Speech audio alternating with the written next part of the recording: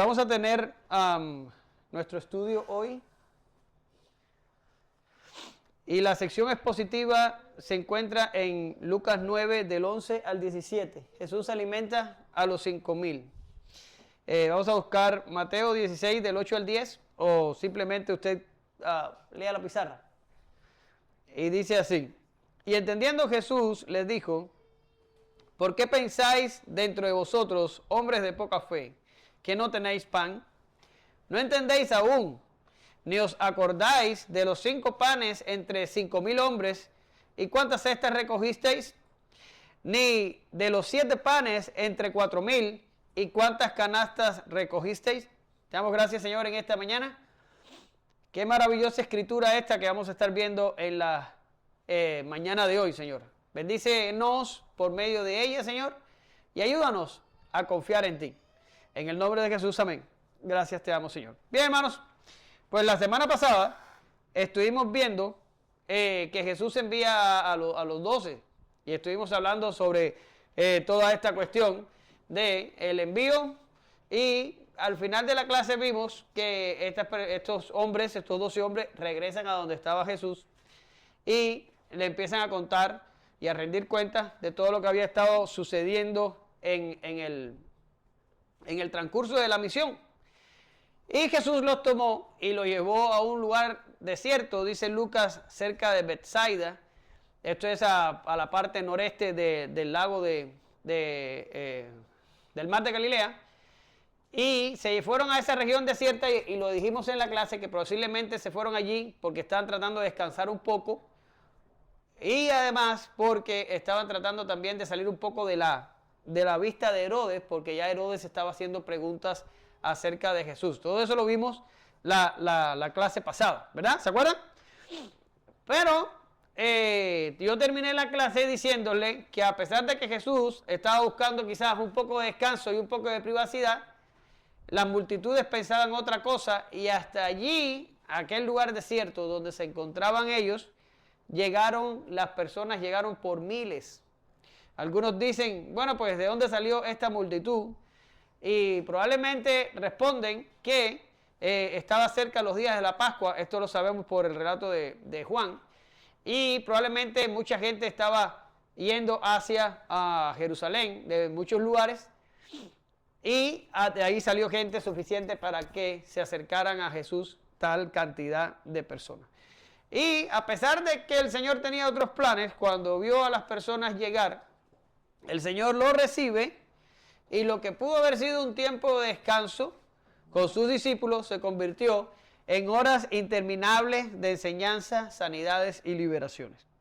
Pero se hizo tarde y las multitudes necesitaban alimento. Pues ¿dónde estaban? Estaban en el desierto, y en el desierto no hay alimento, y si llegaba la noche estarían desprotegidos. Por tanto, los discípulos se acercan a Jesús con una propuesta muy extraña, la vamos a estar valorando, pero Jesús tenía planes diferentes esta ocasión. Por tanto, dicho esto, vamos a estar viendo hoy del 11 al 13a, darles vosotros de comer. Del 13b al 14a no tenemos. Del 14b al 17 Jesús provee alimento, y le añadí una sección de aplicación.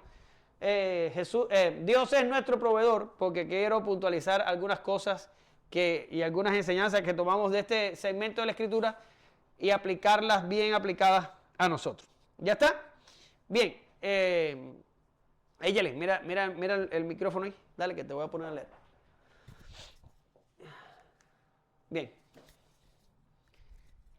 Y cuando la gente lo supo, le siguió, y él les recibió, y les hablaba del reino de Dios, y sanaba a los que necesitaban ser curados.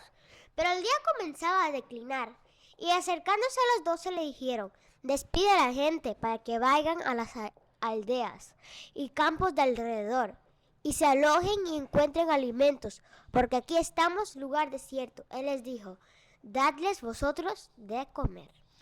Muy bien, lo primero que encontramos en esta situación es que la gente sigue a Jesús al desierto. Y usted dice, bueno, pues ¿cómo fue esto posible? Bien, ellos salieron posiblemente de Capernaum y se dirigieron hasta Betsaida, que ya les dije que estaba en la parte noreste del lago. Y probablemente la gente desde la costa vio la barca en la dirección que llevaba, y mientras que la barca navegaba diagonal hasta la ciudad, la gente caminó por el borde de la costa, y esto es pura especulación de los comentaristas, pero yo lo encuentro bastante posible. Caminó por el borde de la costa y así lograron saber exactamente a dónde estaba yendo Jesús. Y entonces llegaron allí y Jesús les recibe. No les dijo, lo siento, ahora voy a tomarme un tiempo de descanso, en unos días nos vemos, regresen a Capernaum, allá nos encontramos. No. Jesús los recibe. Y dice Marcos, porque tomamos información necesaria de los otros paralelos, dice Marcos que Jesús tuvo compasión de ellos, porque dice que los vio como ovejas que no tenían pastor. Quiere decir, eran personas que no tenían dirección, estaban desprotegidas, estaban sin dirección, estaban sin cuidado, estaban sin protección alguna, y se acercaron a Jesús. Probablemente iban a Jerusalén a la peregrinación para la Pascua y oyeron de Jesús, de las cosas que había hecho Jesús, y dijeron, bueno, pues entonces a lo mejor será mejor que sigamos a Jesús, o que veamos a Jesús a ver qué tiene para nosotros. Y se acercaron y Jesús los recibe. Dice Marcos que tuvo compasión de ellos. Esto es congruente con lo que encontramos en la Biblia, de que Dios nos recibe si venimos a Él. No es algo así como hay personas que nos acusan cuando le decimos que somos calvinistas, porque dice que el calvinismo es que Dios escoge a los que no quieren entrar y le cierra la puerta a los que tocan la puerta. No es así. A ver, ¿qué pasó? Te lo debo, no anoté la cita, pero está en Marcos. Le cierra la puerta a los que quieren entrar, pero no es así. Nadie que venga a Jesús, Jesús lo va a rechazar. No va a pasar. Tengo un texto en la pizarra, Juan 6:37. Dice, todo lo que el Padre me da, vendrá a mí, y el que a mí viene, no le echo fuera. Aquí el Señor tenía planes de aislarse por un tiempo, de tener un tiempo con sus discípulos, un tiempo posiblemente de descanso, pero llegó la multitud. Cuando llegó la multitud, el Señor no los rechazó. El Señor los recibió. ¿Ok? Ahora, ¿para qué le recibió? ¿Para qué le recibió? Bueno, ahí lo dice el texto. El Señor empezó a enseñarles acerca del reino. ¿Recuerdan? En la clase pasada vimos y estuvimos hablando de que lo importante, ¿qué cosa es? ¿Qué es lo importante? La predicación. Lo importante es la predicación. Siempre ha sido acerca de la predicación. ¿Se recuerdan? Les dije, la única razón por la que Dios no nos mata el día que nos convertimos es para que podamos predicarle el evangelio a los que no tienen a Dios. Esa es la importancia. Y aquí estaba Jesús enseñándoles acerca del reino. Esa es la parte fundamental. Pero ahora, una vez predicado el reino, una vez establecida la enseñanza, una vez que se había tratado lo importante y fundamental, entonces el Señor procede a sanar a las personas que venían con enfermedades y a liberar a las personas que venían con cualquier tipo de aflicción. ¿Ya está? Eso era lo que básicamente estaba pasando allí. Pero dice la Biblia que el día comenzó a declinar. Quiere decir, se habían pasado todo el día con el Señor y ya estaba llegando la hora de la tarde, el sol se estaba poniendo y la luz del día comenzó a escasear. Ustedes saben que estamos hablando de los tiempos de Jesús. No es como ahora, que no importa que sea de día o que sea de noche, usted tiene un auto, usted se monta en él y usted va hasta donde usted necesita, no pasa nada. Pero en los tiempos de Jesús, por causa de los ladrones y por causa de los asaltadores y por causa de que no había muchas condiciones para viajar de noche, era preferible viajar de día. Era muy raro que se viajara de noche. Generalmente era más recomendable viajar de día.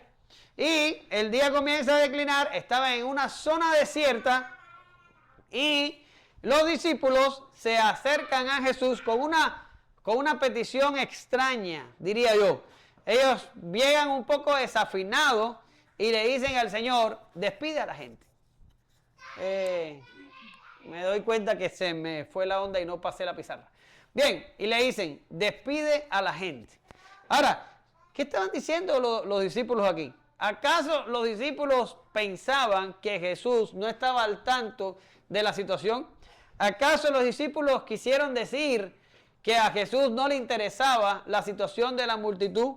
¿Acaso podría el Señor escapársele de detalles y estar irresponsablemente reteniendo a la gente a pesar de que se podía convertir más adelante en un problema?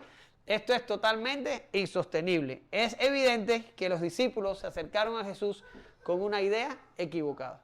Ahora, hoy los vamos a ver a ellos errar en casi todo. Yo no sé qué les pasó, pero parece que se les borró el disco, no se acordaban de las cosas, yo no sé, el cansancio los venció, pero sinceramente hoy los discípulos no pusieron una. Generalmente, cada vez que trataron de hacer algo, lo hicieron mal. Aquí se acercan y le dicen al Señor, despide a la gente, se está haciendo de noche y estamos en un lugar desierto.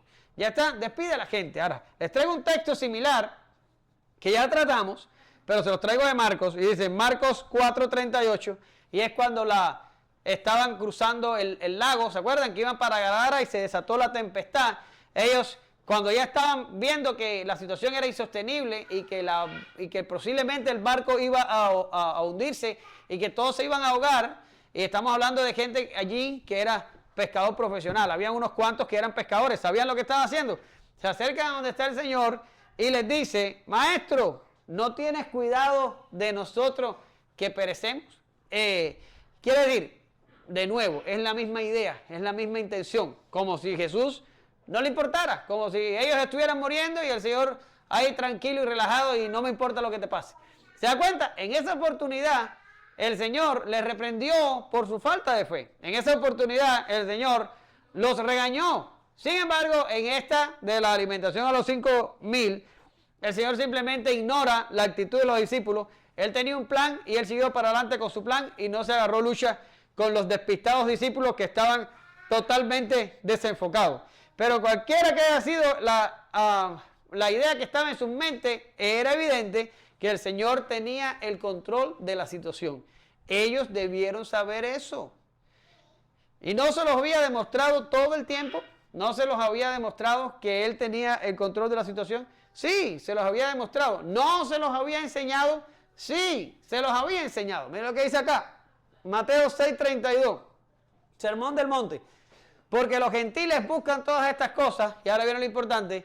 Pero vuestro Padre Celestial sabe que tenéis necesidad de todas estas cosas. Por tanto, si ya ellos habían oído al Señor decir que Dios tiene cuidado de nosotros, que Dios sabe lo que nosotros necesitamos y que Dios es capaz de proveernos lo que nosotros necesitamos, llegar hasta donde está Jesús y decirle, despide a la multitud porque no tienen sustento y necesitan ir a las ciudades alrededor a tomar refugio y a agarrar lo necesario, fue un acto de incredulidad. Ellos debieron saber que Jesús tenía el control. Ahora, ellos estaban desenfocados, pero el Señor, ya les dije, no los reprende, o sea, no los regaña como hizo en el momento de la tempestad. Parece que les dio un voto de confianza y el Señor les dice, no tienen que irse a ningún lado las multitudes, denle vosotros de comer, dadles vosotros de comer, es un imperativo, está en imperativo ahí. Le está dando una orden y le está diciendo, alimenten ustedes a la multitud. ¿Qué es lo que está pasando aquí? El Señor tenía el poder para alimentar la multitud y en breve les voy a explicar que los discípulos también. Por tanto, es contradictorio que nosotros tengamos en nuestra mano la solución de una situación de un tercero y que simplemente los mandemos a ir. Mira lo que dice Santiago 2:15. Santiago 2:15 dice, y si un hermano o una hermana están desnudos y tienen la necesidad de mantenimiento de cada día, y alguno de vosotros les dice, id en paz, calentados y saciados, pero no le dais las cosas necesarias para el cuerpo, ¿de qué aprovecha? Es decir, Santiago está criticando nuestra actitud santurrona, que nosotros vemos a una persona en necesidad o a un hermano en necesidad y nos dice, estoy pasando un mal momento, no tengo comida en mi casa. Y tú le dices, vamos a estar orando por eso, hermano. No, ábrete la billetera, que tienes el dinero y ayuda a la persona que tiene la necesidad. Entonces vamos a estar orando, vas a orar si tienes la respuesta en tu bolsillo y no lo haces. Y Santiago está diciendo, a tener esta actitud es una actitud de incredulidad. Es una peligrosa señal de estar practicando una fe como una fe muerta. Y Jesús aquí está en la misma posición. Jesús había estado en un lugar desierto. Las multitudes llegaron y Jesús los recibió. Por tanto, ¿qué era Jesús en ese momento? Lo que es Martín hoy de nosotros, el anfitrión. Jesús los había recibido a todos. Y era responsabilidad de Jesús, por demás, porque Jesús tenía el poder, era la necesidad de Jesús, espera que salga, era la obligación de Jesús de proveer alimento para la multitud. E igual para los discípulos. La cosa no era despedirlos, la cosa no era decirles, váyanse y arréglenselas como puedan. La cosa era darle solución. Tenían el poder para hacerlo. Y por eso los discípulos, el Señor le dice a los discípulos, darles vosotros de comer. Hermano, jamás debemos orar por una necesidad de un hermano si nosotros, humanamente hablando, podemos asistirlo. Anótelo en sus notas. No podemos orar por la necesidad de un hermano si nosotros, humanamente hablando, podemos asistirlo. Eso es básico. Usted tiene el medio, usted extienda su mano y bendiga a la persona que está necesitada. Ahora, ¿podían los discípulos multiplicar los panes? ¿Tenían ellos el poder para hacerlo? ¿Tenían ellos información acerca de esto para haber actuado diferente? Sí. Ellos tenían referencias del Antiguo Testamento de que en la antigüedad habían habido profetas que habían multiplicado los alimentos por el mandato de Dios. ¿A alguien se le ocurre quiénes fueron estos profetas y qué hicieron? ¿No? Ok, bien, no se preocupe, para eso están aquí, para aprender. Vamos a ver el primer caso. Y el primer caso es cuando Elías alimenta a la viuda de Sarepta y a su hijo. Y esto es un caso que ya, si la memoria no me falla, ya lo tratamos en algún mensaje anterior de nosotros. Creo que fue cuando Jesús predicó por primera vez en la sinagoga de Nazaret. Él tomó esto como un ejemplo. Pero ahora, vamos a ver, Eliseo multiplica la comida en casa de la viuda. Ahora, vamos a hablar, Elías, perdón. Elías, es que después te voy a hablar de Eliseo. ¿Qué está pasando aquí? Bueno, pues Elías venía y la viuda se encuentra con Elías y Elías le dice que le diera algo de comer y la viuda le dice, lo único que me queda es un poquito de harina y un poquito de aceite, nos las vamos a comer mi hijo y yo y nos vamos a dejar morir. Quiere decir, no hay más alimento, vamos a morir de hambre.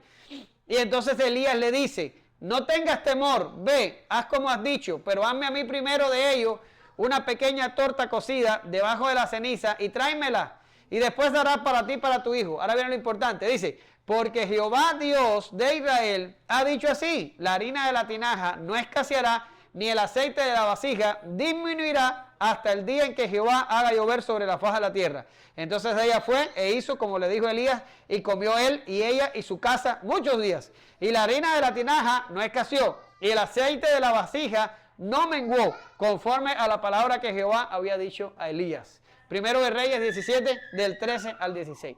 ¿Qué está pasando aquí? Básicamente Elías, por la palabra de Jehová, multiplicó la comida en casa de la viuda. Eso estaba en las escrituras del Antiguo Testamento. Los discípulos debieron saber de esto. Debieron saber de esto. Es más, no debieron. Ellos sabían lo que había pasado con Elías. Ahora, no es el único caso. Tenemos también el caso de Eliseo.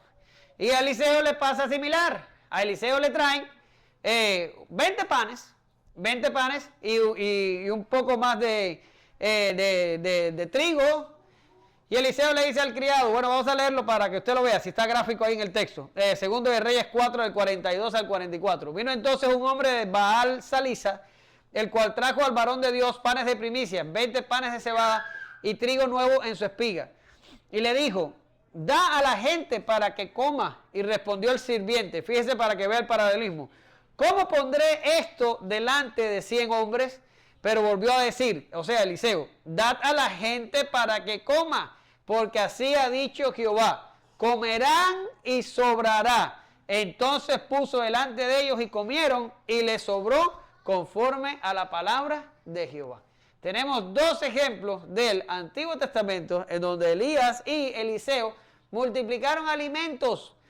Ellos debieron saberlo. Ahora, esto es lo que yo encontré de memoria, sin revisar demasiado, pero a lo mejor, no sé, no estoy seguro, en el Antiguo Testamento hay algún otro ejemplo donde la comida fue multiplicada por obra de Dios, ¿ya?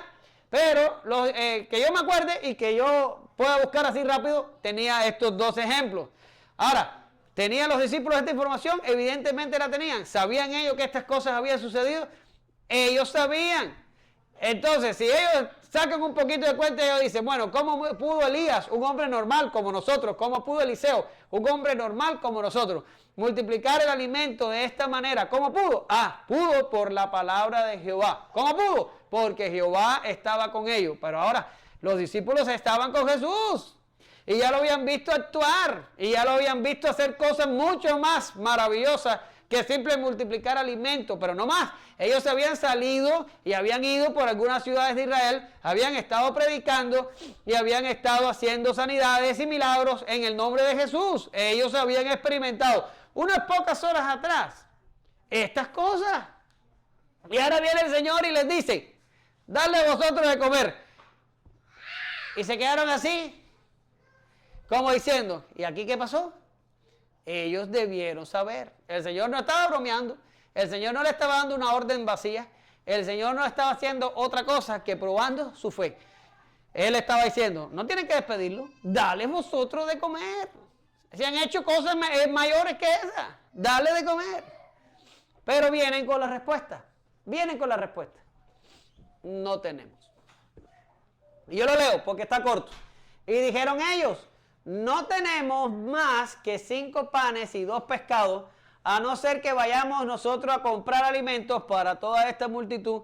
Y eran como 5,000 hombres. Ahora, cuando vamos a los textos paralelos al de Lucas, encontramos que en realidad ellos ni siquiera tenían eso. Era un muchacho de entre la multitud que tenía 5 panes y los 2 peces.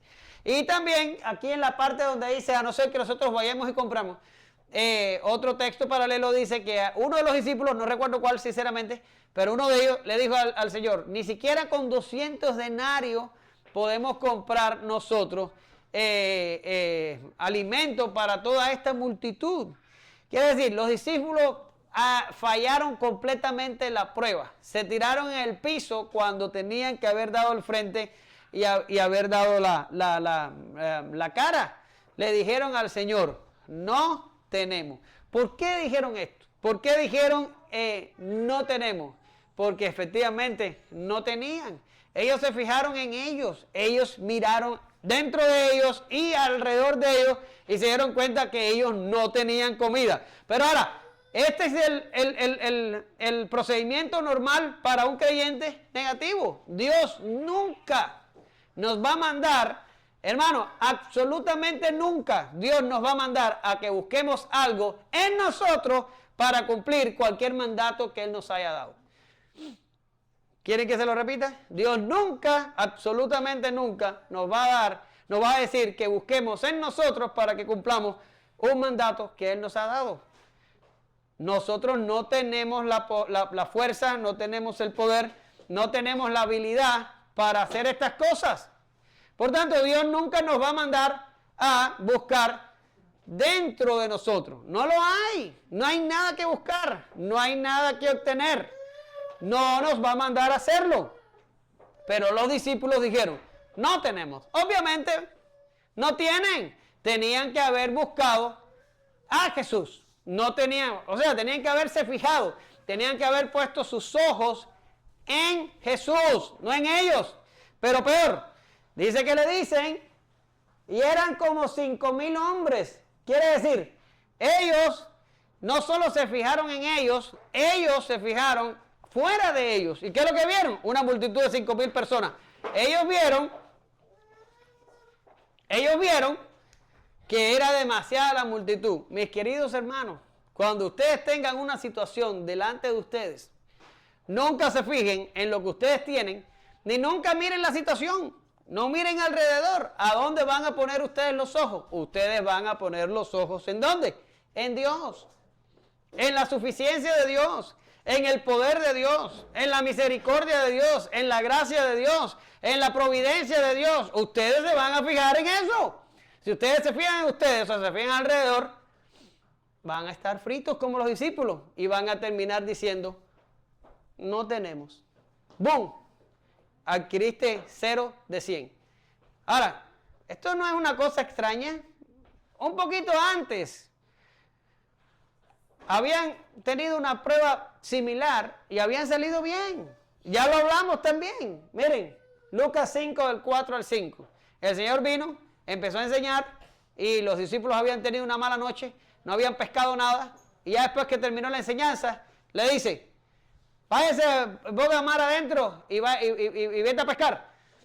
Y viene Pedro y le dice, cuando terminó de hablar, dijo Simón, boga mar adentro, echad vuestras redes para pescar. Respondiendo Simón y le dijo, maestro, toda la noche hemos estado trabajando y nada hemos pescado, mas en tu palabra echaré la red.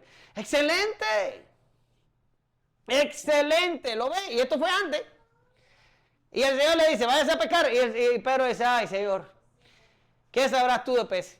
Nosotros nos pasamos la noche entera en la madrugada cuando deben haber más peces y no pescamos nada. Sin embargo, solo porque tú lo dices, solo porque tú estás dando una palabra, nosotros vamos a ir de nuevo y vamos a hacer el intento por pescar. ¿Qué pasó? Pescaron. ¿Qué dice que la cantidad de peces hundía la barca? Ya eso lo vimos en clases pasadas. ¿Y qué pasó ahora aquí con los 5,000? ¿Qué les pasó? Ya habían pasado por eso. Lo único que tenían, Señor, nada más tengo 5,000, nada más tengo 5 panes y 2 peces, pero en tu palabra, voy a agarrar estos panes y los voy a empezar a repartir. Y yo sé que toda esta multitud va a comer. Esa era la actitud. Esa era la actitud. Esta es la evidencia. Y es muy importante que lo entendamos. Porque ya vemos de Pablo, creo que es el que lo dice más adelante, y dice, el que crea que está firme, mire y no caiga. Cualquiera de nosotros puede atravesar por un momento de incredulidad y por un momento que terminemos avergonzados, como les pasó a los discípulos aquí. Ya habían visto a Jesús hacer de todo. Ellos mismos habían hecho parte cuando salieron a predicar por las ciudades de Israel. Aparentemente, y en mi opinión personal, ellos estaban listos para alimentar a esta multitud. Si lo digo en cubano, era pan comido para ellos. Ellos pudieron haberlo hecho. Sin embargo, ante la abrumadora evidencia de una multitud que rondaba las 5,000 personas, y no rondaba, pasaba, porque creo que en Mateo o Marcos uno de ellos dice que estaban contando hombres nada más, que no contaron las mujeres y los niños. Quiere decir que a la larga eran más de 5,000. Y ellos se fijaron en todo esto y claudicaron. Se declararon inútiles. No tenemos. ¿En serio? A ver. O sea, ¿cómo lo podemos aplicar a nosotros hoy? Ya, al final, cuando te hable de Dios como proveedor, vamos a llegar ahí. Por el momento fallaron. Completamente. Fallaron. Ya está. Ahora, vamos a seguir. A ella le pasa ahí. No sé, ella se desapareció. ¿Y dónde estará el micrófono? Esa, pasa el micrófono ahí a alguien, al que tú quieras. Bien, por favor.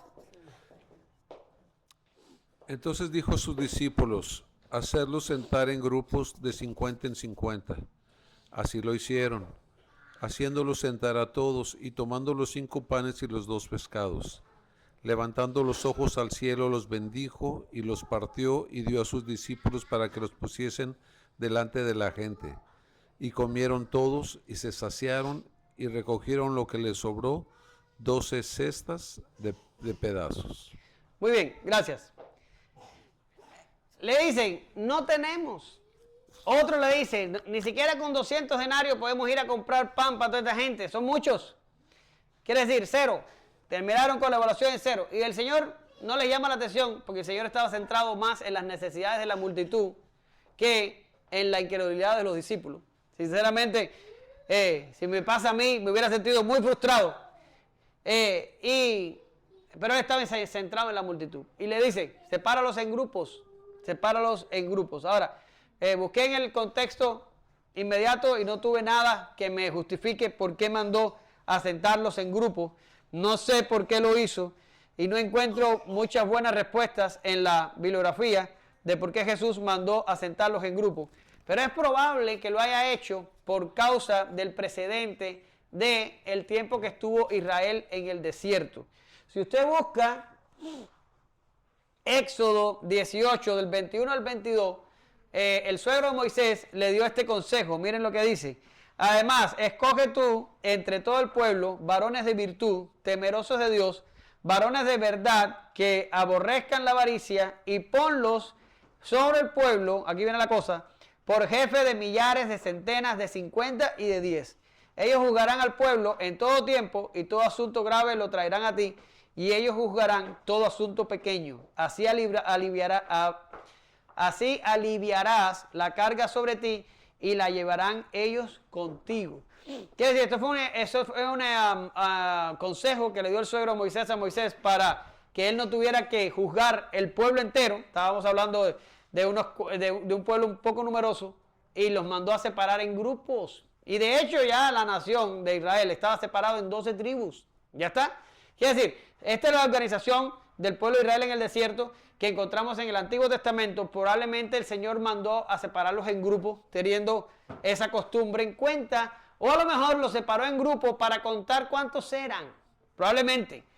No sabemos, pero probablemente lo hizo por esto. Ahora, ¿qué fue lo próximo que hizo el Señor? Bueno, pues tomó el pan y tomó el pescado y dio gracias y mandó a repartirlo entre la gente. Este fue el plan todo el tiempo. El Señor sabía que iba a multiplicar el alimento para toda esta gente, pero él se cuenta que a pesar de que los fallidos discípulos no pudieron enfrentar la situación, pudiendo hacerlo, el Señor los involucra en la operación. El Señor le dijo, partida inútiles, echen esto a un lado y vean cómo dio alimento 5,000 personas. No hizo eso. El Señor coge y le dice, vayan ustedes y organícenme a la gente y pónganmelos en grupos de 50. Y allá fueron los discípulos y pusieron. Y después vinieron y el Señor dijo, vamos a dar gracias por esto. Dio gracias, miró al cielo, porque de ahí es donde viene nuestro socorro. ¿De verdad que sí? Y agarró aquel pan, lo empezó a repartir, lo empezaron a repartir. Y dice que alcanzó para todas aquellas personas, todos comieron, todos saciaron, ahí vamos a llegar. Y dice que se recogieron, ¿cómo se llama? 12 cestas. Fue algo colosal, hermano. Fue algo de una magnitud tan importante que este evento se relata en los 4 evangelios. Hasta Juan relata la alimentación de los 5,000. ¿Y qué está pasando aquí? ¿Por qué es tan grande? Porque ¿quién se ocupó del pueblo en el Antiguo Testamento? ¿Quién se ocupó de sanar al pueblo? ¿Quién se ocupó de enseñar al pueblo? ¿Quién se ocupó de darle pan? ¿Quién se ocupó de darle carne? ¿Quién se ocupó de protegerlos del frío de la noche? ¿Quién se ocupó de protegerlos de ejércitos extranjeros? Jehová. Y aquí vemos a Jesús haciendo absolutamente lo mismo por una multitud. Aquí vemos a Jesús enseñarles, aquí vemos a Jesús sanarles, libertarles y para colmo, llenarles la barriga a más de 5,000 personas. El Señor se está revelando a ellos como el Mesías esperado por el pueblo. Le está diciendo, soy yo, ya llegó, aquí estoy. Y fíjense si fue así, que dice Juan, que ellos agarraron a Jesús y quisieron hacerlo rey, porque reconocieron que era el profeta que habían estado esperando. Ellos sabían lo que significaba el milagro de la multiplicación de los panes y los peces. Ellos sabían, era algo colosal.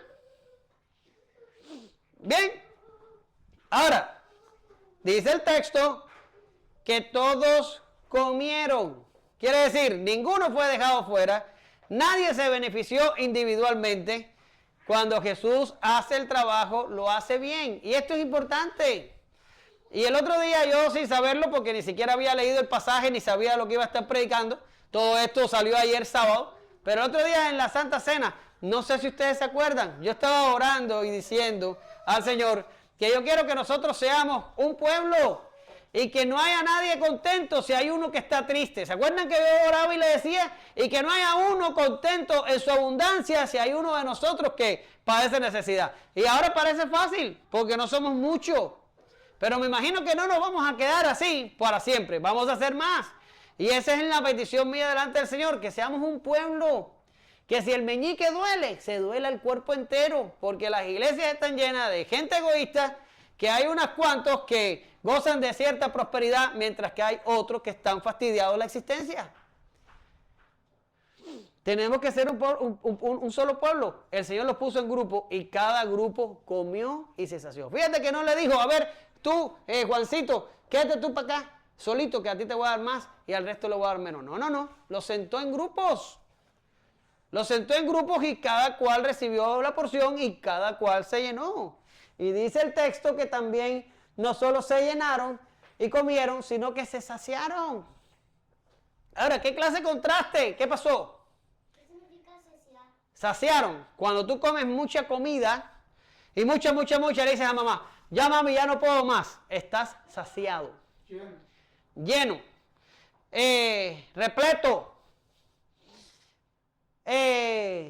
Bien, se saciaron. Miren el contraste entre el pueblo del Antiguo Testamento y esta multitud que se encontró con Jesús allí en el desierto. Miren el Salmo 78 del 19 al 22. Y hablaron contra Dios diciendo, ¿podrá poner mesa en el desierto? He aquí ha herido la peña y brotaron aguas y torrentes inundaron la tierra. ¿Podrá también dar pan? ¿Dispensará carne para su pueblo? Por tanto, oyó Jehová y se indignó. Se encendió el fuego contra Jacob y el furor subió también contra Israel, por cuanto no habían creído a Dios ni habían confiado en su salvación. Esta es la historia de Israel. El Señor hizo milagros impresionantes con este pueblo. Impresionantes. Y cada vez el pueblo respondió ¿con qué? Con incredulidad. Y Dios le daba y incredulidad. Y Dios le volvía a dar y vamos a hacer un capitán que nos regrese a Egipto. Y Dios le volvía a dar y ellos volvían a pensar en las cebollas y en la comida y en la abundancia que tenían en Egipto. Era un pueblo de gente malagradecida. Perdón. Pero aquí la multitud comió y se sació, se sintieron satisfechos, ¿verdad? No solo con la comida. Se habían pasado el día con Jesús. Primero instrucción, después sanidad y liberación, y después comida. Recibieron el cartel completo y se sintieron saciados, a diferencia de la multitud que salió de Egipto y que tentó al Señor en el desierto. Ya, ahora, ya para terminar con la sección expositiva, no quise dejar el pequeño detalle que recogieron lo que les sobró. Y esto es una cosa que tenemos que aprender hoy. Y es que a veces somos desagradecidos e irresponsables con las cosas que Dios nos da. ¿Lo ven? ¿Cómo? Bueno, pues desperdiciándolas, gastándolas irresponsablemente, tirándolas. Miren que aquí el Señor le dio pan a toda una multitud, con solo 5 panes y 2 peces. Le dio comida a toda una multitud. No solo pan, pescado también. Pero lo que sobró, no lo tiraron. Lo que sobró, lo guardaron en cestas. Lo guardaron en cestas. Fíjate que los discípulos hubieran dicho, le sobró, qué bueno. Llévenselo, tírenlo, hagan lo que ustedes quieran. De todas maneras, ya aprendimos. Ahora cuando necesitemos le decimos a Jesús que vuelva a multiplicar y ya vamos a tener de nuevo. No pasa nada, tíralo. No hicieron eso. Dice que recogieron en cestas la cantidad que había sobrado. Y eso es una cosa que tenemos que tomar en cuenta nosotros, porque quiero concluir con esto, o sea, las conclusiones que todavía no vienen, pero le voy a dar un pequeño adelanto.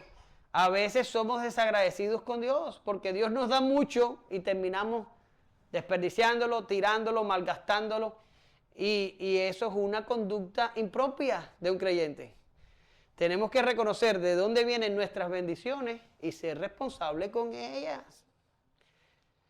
¿Ya? Ellos recogieron lo que sobró. Lo recogieron en cestas. ¿Ya? La Biblia no nos dice desgraciadamente para qué usaron después esa comida. Pero si las recogieron es porque le dieron un uso posterior. Por favor, valora las bendiciones que Dios te da. No por gusto cantamos al principio la canción de cuando abatido por la adversidad. La busqué a propósito. Ahora, para terminar la clase y para dar respuesta a Abraham, que me preguntó cómo aplicamos todo esto a nosotros, les traje una sección que ya está fuera de la sección expositiva, pero quiero que tengamos cuidado cómo vamos a interpretar toda esta información. ¿Qué vamos a hacer con esto? ¿Cómo lo vamos a aplicar a nosotros? Bien, lo primero que tenemos que entender es que nosotros dependemos totalmente de Dios. Y esto no es solo los cristianos. Los mundanos también dependen absolutamente de Dios.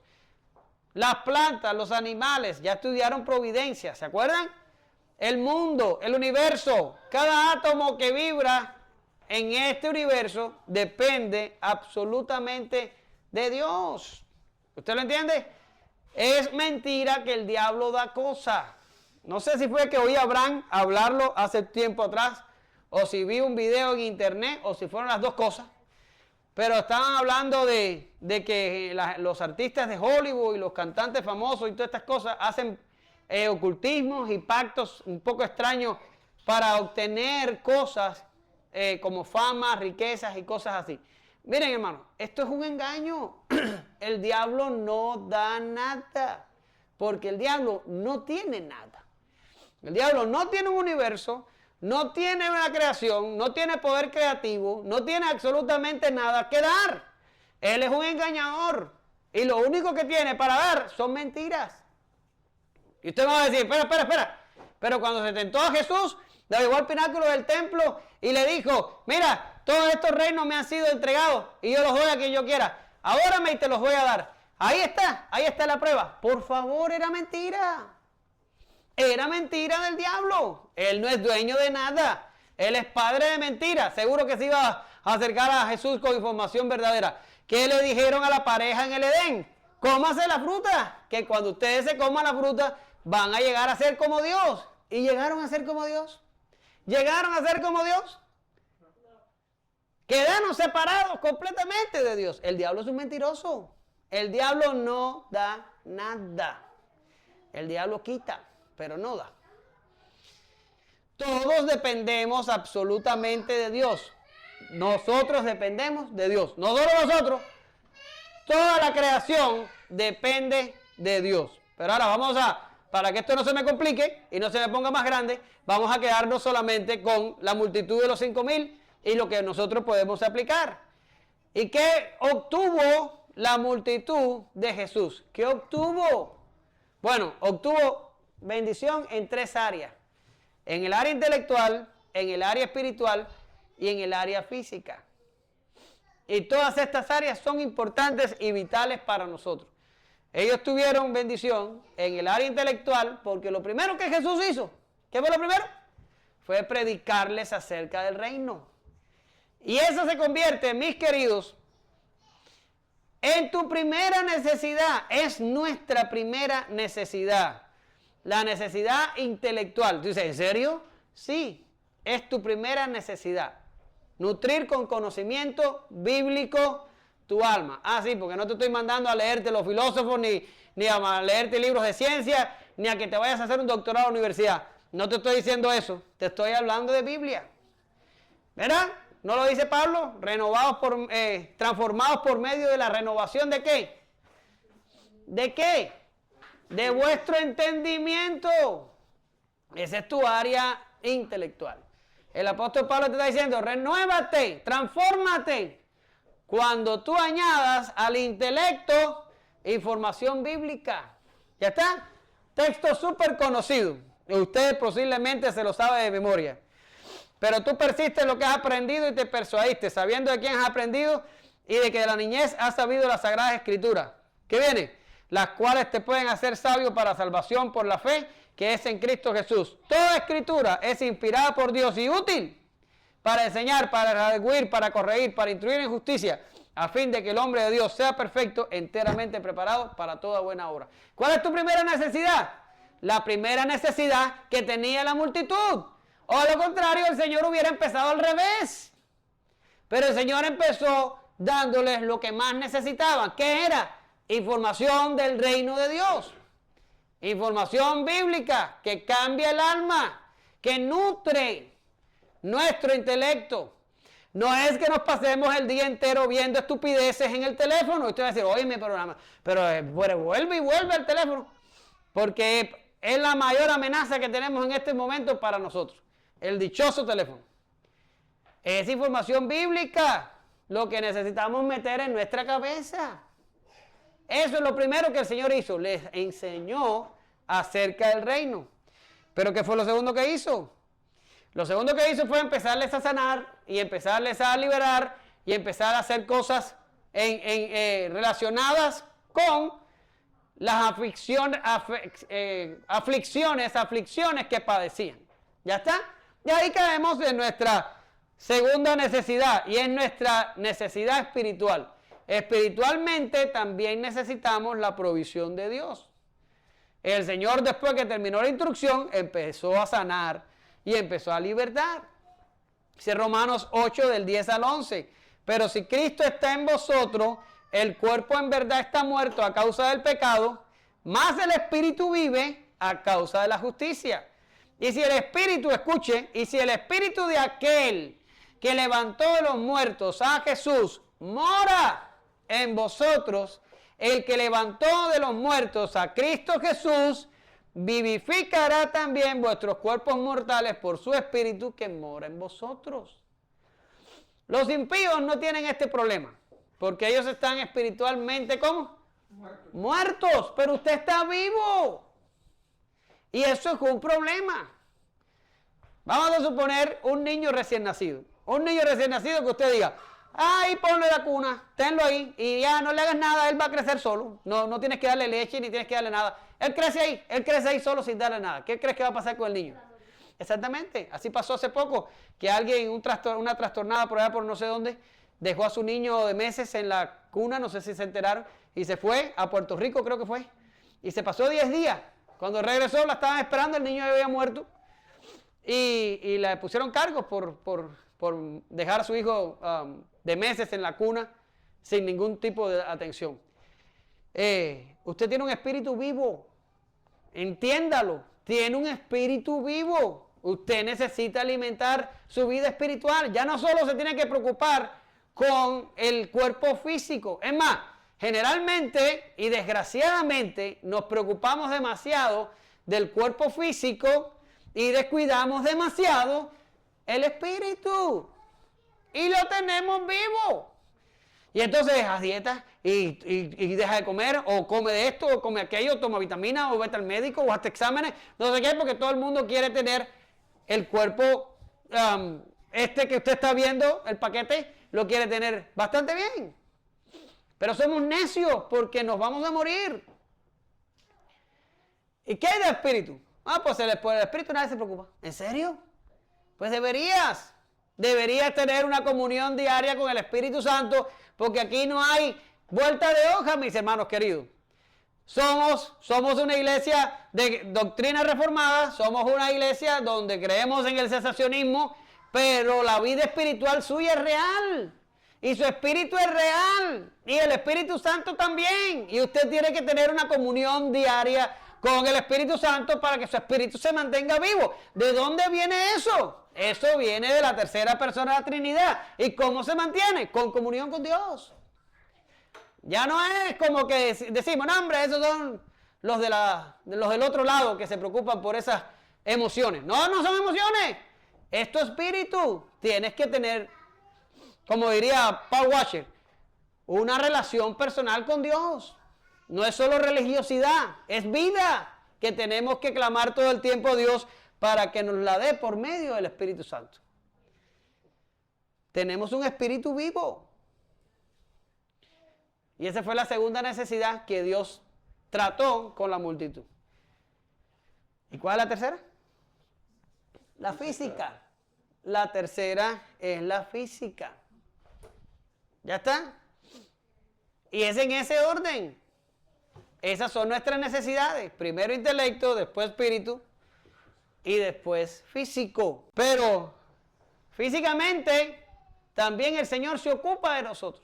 Fíjate, parece como que nosotros somos los que lo logramos, ¿verdad? Que nosotros trabajamos, recibimos un salario, cogemos el dinero y con ese dinero compramos alimentos y el alimento nos llega. Pues yo te tengo una noticia. Todo eso es provisión de Dios. En el Antiguo Testamento hay un texto que no se los trae que dice, he aquí yo te doy el poder para hacer la riqueza. Quiere decir, tú no haces las cosas de tu poder. ¿Te acuerdas cuando te dije ahorita? No te puedes mirar en ti, ni mirar a externo, tienes que mirar a Dios. Dios nos da el poder para que alcanzamos estas cosas. Porque ¿qué pasa cuando tú dependes de tu fuerza? ¿Qué pasa cuando tú dependes de tu capacidad? ¿Qué pasa? Trabajas 7 días a la semana. Eso es lo que pasa, ¿Qué pasa? Te estresas. Y te quedas así, tu relajo, que no sabes qué hacer porque estás confiando en tu fuerza. Eso es lo que están haciendo.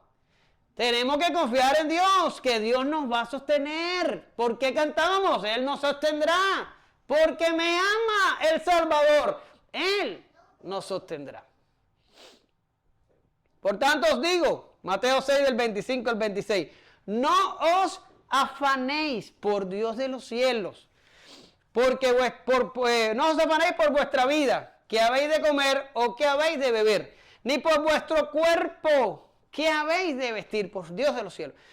No es la vida más que el alimento y el cuerpo más que el vestido. Mirad las aves del cielo, que no siembran ni ciegan, ni recogen en granero, y vuestro Padre Celestial las alimenta. ¿Quién las alimenta? Vuestro Padre Celestial. Y viene la pregunta, ¿no valéis vosotros mucho más que ellas? Yo te digo, hermano, anótalo. Un cristiano estresado es un pródigo, aunque venga a la iglesia los domingos. Un cristiano estresado es un pródigo. Póngalo en sus apuntes. Si usted está estresado, usted está en situación de prójimo. Usted está allá lejos de su padre. Aunque venga aquí, yo lo vea aquí. Aunque venga aquí, aparentemente usted lea y aparentemente usted oiga. Si usted está estresado en su vida, usted es un pródigo. Usted está lejos de su padre, en una región de gentiles. Usted está apacentando cerdos y usted está deseando comer las algarrobas que comen los cerdos. ¿Así o más claro? Usted es un pródigo. Usted necesita regresar.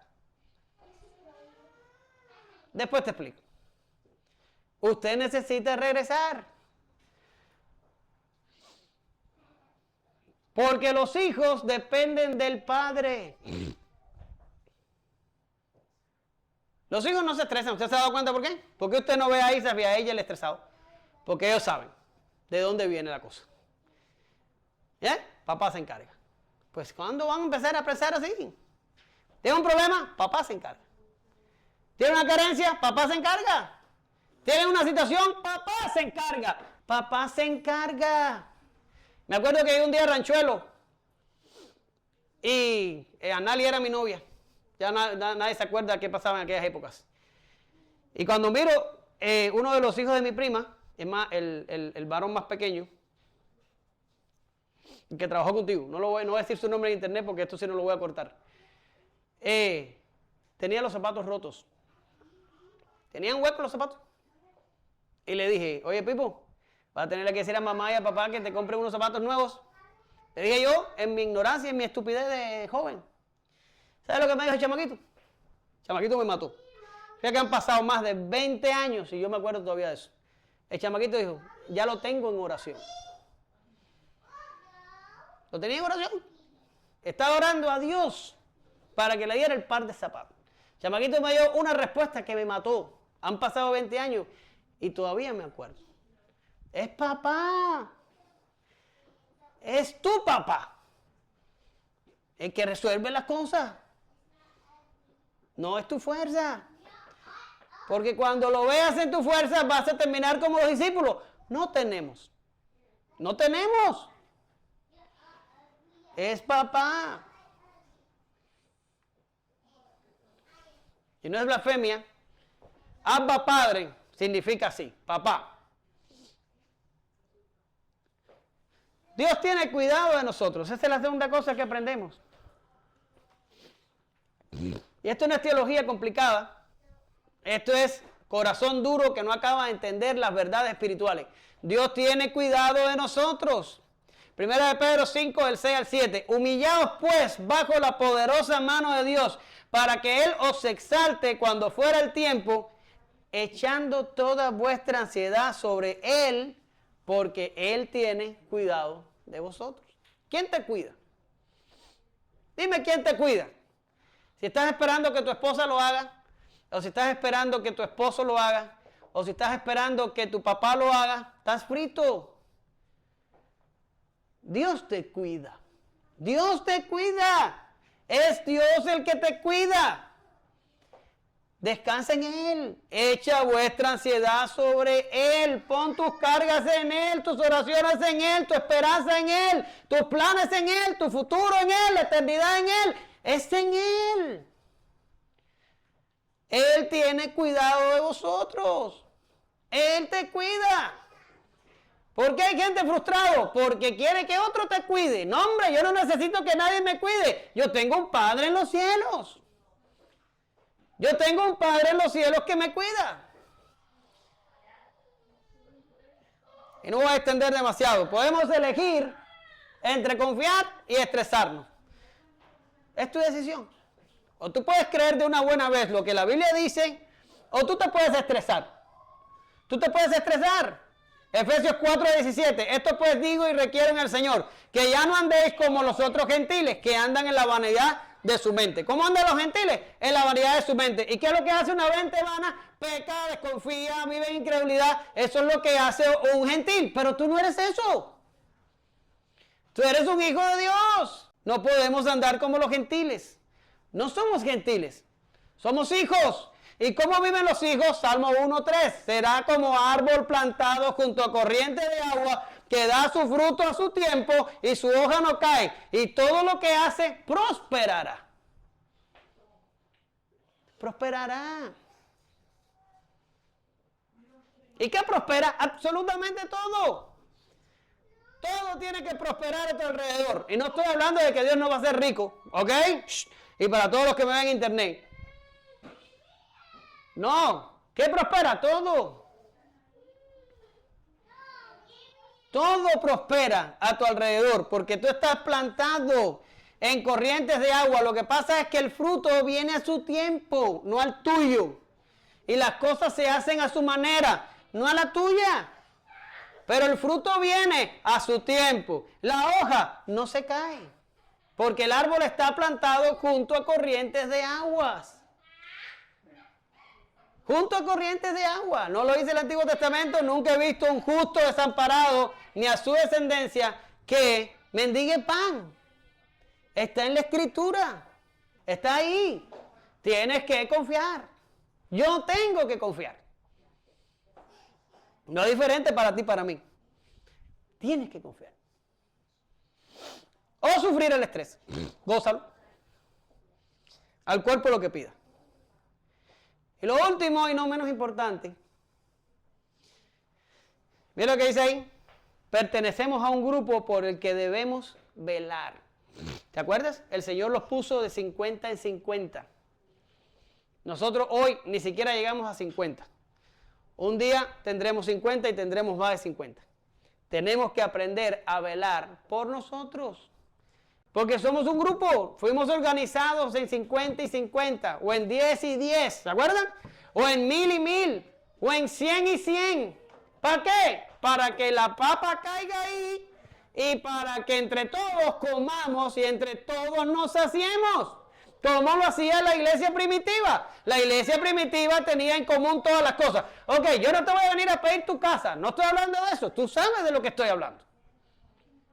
Tenemos que lograr que el grupo funcione. Y tenemos que lograr que el grupo esté bien. Entre todos.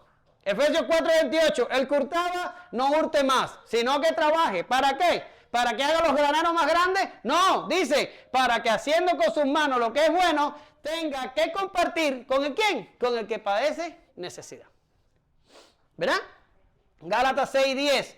Así que según tengamos oportunidad, hagamos bien a todos y mayormente, ¿a quién? ¿Qué dice?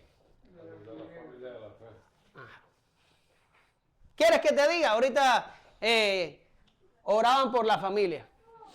Pero yo sé, su familia es como la mía y como la tuya y como la del otro. Hay gente conversa y hay gente inconversa. Y queremos que esa familia funcione. Olvídalo, esa familia nunca va a funcionar. Puedes orar, pero no va a funcionar. Tú sabes la familia que puede funcionar, esta. La de los creyentes. No porque seamos buenos, no, somos un desastre. Es porque el Espíritu Santo está en nosotros y eventualmente tiene que funcionar. Tiene que funcionar. Es más, a los inconversos de su familia, usted no lo va a ver en el cielo. No vamos a ver a los inconversos de nuestra familia en el cielo. ¿Tú sabes quién yo voy a ver en el cielo? Te voy a ver a ti. Y te voy a ver a ti. Y te voy a ver a ti. Y voy a ver a ti. Y te voy a ver allá. Y si te cuesta soportarme aquí y decir, anda el gritón, ahí por ahí viene. En el cielo, a lo mejor voy a tener unas cuerdas vocales más favorecidas y a lo mejor ya no voy a gritar. Pero me vas a tener que soportar. Es lo que hay. Esto es lo que hay. Y esto brinca para la eternidad. O de lo contrario, ya tú sabes con quién tú estás. Pero si este grupo va para el cielo, esto es lo que hay. La familia inconversa se va a quedar. Los amigos inconversos se van a quedar. Es la familia de la fe lo que va a perdurar. La familia de la fe. Tenemos que empezar a trabajar con la familia de la fe, a sentir por la familia de la fe, a luchar por la familia de la fe y a invertir en la familia de la fe. No estoy hablando de dinero, tiempo, emociones, lazos, vínculos, experiencias, confesiones, todo eso. La familia de la fe. Concluyo. Es tan monumental este evento que es relatado en los 4 evangelios. Aprendemos, así como lo hicieron los discípulos, que Jesús se ocupa de todas nuestras necesidades y que no hay situación que no pueda manejar para nuestro bien. Vivimos en una era post-multiplicación. Quiere decir, en mi opinión personal, ya Dios ha multiplicado los panes y los peces nuestros por 1000. Nunca los creyentes tuvieron tanto en la historia de la iglesia. Sin embargo, la falta de confianza, el afán y el estrés atormentan nuestras vidas y familias. Pero no tiene que ser así. Podemos escoger el camino de la fe y el agradecimiento. Todavía podemos poner la vista en lo celestial. Basta que le pidamos al Señor que multiplique en nosotros el deseo por la vida venidera. Solo entonces estaremos saciados por fin. Te damos gracias, Señor, en esta mañana. Porque has multiplicado, Señor. Cuando yo miro la vida de los reformadores, la vida de Calvino, la de Lutero, la vida de Spurgeon, la vida de Jonathan Edwards, la vida de toda esta gente que vivieron años atrás de nosotros, me avergüenza ver lo bien que nosotros estamos materialmente. Y las cosas que tenemos y ver nuestros hijos crecer cuando ellos enfrentaron muerte de sus hijos, muerte de sus familiares a temprana edad, cuando ellos enfrentaron persecución y a nosotros nadie nos persigue, cuando ellos enfrentaron tantas cosas, Señor, y nosotros no hemos tenido que pagar ningún precio. Sin embargo, somos la peor cristiandad de la historia. Ayúdanos, por favor, ayúdanos. Ayúdanos a ser como ellos, Señor. No importa si nos tienes que quitar las cosas o si nos tienes que traer la persecución o si tienes que hacer lo que sea, pero queremos, Señor, ser mejores para ti. Para tu gloria, para solo tu gloria, no lo queremos para nosotros. Pero multiplica en nuestras vidas el deseo de lo celestial, que querramos el cielo, que lo anhelemos, que lo esperemos como nuestro futuro hogar, Señor, y que nada importe más que nuestra ciudadanía celestial. Ayúdanos a preocuparnos por el grupo, Señor. Ayúdanos a ser uno para que el mundo vea que tú estás en medio nuestro. Y que todos sintamos una misma cosa y que todos experimentemos lo mismo, Señor, como pueblo tuyo, como a ti te agrada. En el nombre de Jesús oramos, te damos gracias. Amén. Gracias, Señor.